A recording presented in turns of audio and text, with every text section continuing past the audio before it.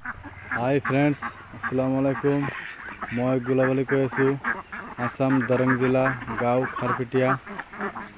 বন্ধুসকল, আজি কথা পাতিম, আপুনি যদি 200 হোৱাইট পেকিং হাঁহ পোহে কিমান লাভ হ'ব, মাহত কিমান টকা উপাৰ্জন কৰিব পাৰিব। বন্ধুসকল, আপুনি যদি 200 হাঁহ পুহি পেৰেছ বনায়, খৰচা হ'ব আপোনাৰ চাওক, পোৱালি আপুনি কিনিব 9,000 টকা 100 পোৱালিৰ দাম, বা কেতিয়াবা দাম ইফালে ইফালে হয়। যদি 200 পোৱালি কিনে কমচে কম আপোনাৰ 18,000 টকা লাগিব। আপোনাৰ পিছত দানা চানা খুৱাব, 1-1.5 মাহমান আপুনি ব্ৰইলাৰ দানা যিটো কয় প্ৰি ষ্টাৰ্টাৰ আছে, এইটো খোৱালে 1.5 মাহ পিছত আপুনি ধানৰ মল, পিছত আৰু আউলা চাউল যিবিলাক আছে এইবিলাক ভাত বনাই খুৱাব পাৰিব। আৰু অলপ দানা মিহলাই এনেকৈ আমি যেনেকৈ দিছোঁ এনেকৈ দি খুৱাব পাৰিব। পিছত আৰু ইমান দানা নালাগে, 1-1.5 মাহ পিছত ইমান দানা নালাগে।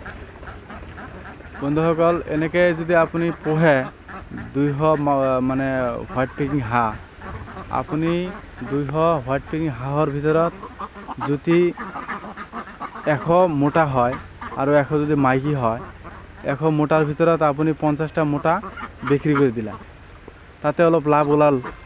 আৰু যদি আপুনি জানুৱাৰীত বেচিব পাৰে তেনেহ'লে আৰু বেছি লাভ হ'ব। আৰু থাকিল 150টা হাঁহ, 150টা হাঁহৰ ভিতৰত 100 যদি মাইকী হয়, আপুনি মিনিমাম 80টা কণী পাব একদিনত। 100 মাইকীৰ ভিতৰত যদি 80টা কণী পায়, আপুনি এটা সৰু মেচিন ল'ব, 1000ৰ কেপাচিটি মেচিন যদি এটা লয়, 1000ৰ কেপাচিটিত আপুনি যদি ডেইলি কণী পায় 80টাকৈ, 3 দিনৰ কণী 4 দিনৰ কণী যদি মেচিনত বহাই দিয়ে, আপুনি সপ্তাহে এটাকৈ বেচ আপুনি বহাব, 1 সপ্তাহ পিছত এটাকৈ বেচ ওলাব। আপুনি যদি 80 টকাকৈ নহ'লে 90 টকা, কেতিয়াবা বজাৰ ইফালৰ পৰা হয়, যদি আপুনি 80টা কণীৰ পৰা যদি আপুনি 60টা পোৱালি ওলায় বা 50টা পোৱালি ওলায়, 50টা পোৱালি আপোনাৰ 900কৈ বেচিলে 50টা পোৱালিৰ দাম হ'ব আপোনাৰ 4,500 টকা। 90 টাকাকৈ যদি হয় 4,500 টকা হ'ল।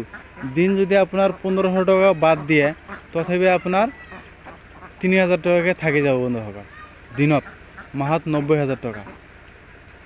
যদি এনেকৈ হোৱাইট পেকিং হাঁহ পোহে, আপোনাৰ পুখুৰী যদি নাই তথাপি আপুনি হাঁহ পুহিব পাৰিব। অলপ ইহঁতক ডেঙৰ নিচিনা বনাই দিব, এটা ড্ৰেইনৰ নিচিনা। ইহঁতে যদি অলপ দিনত 1বাৰ বা 2বাৰ গা ধুৱে, তেনেহ'লে ইহঁতৰ শৰীৰটো অলপ চাফা চুতুৰা থাকিব।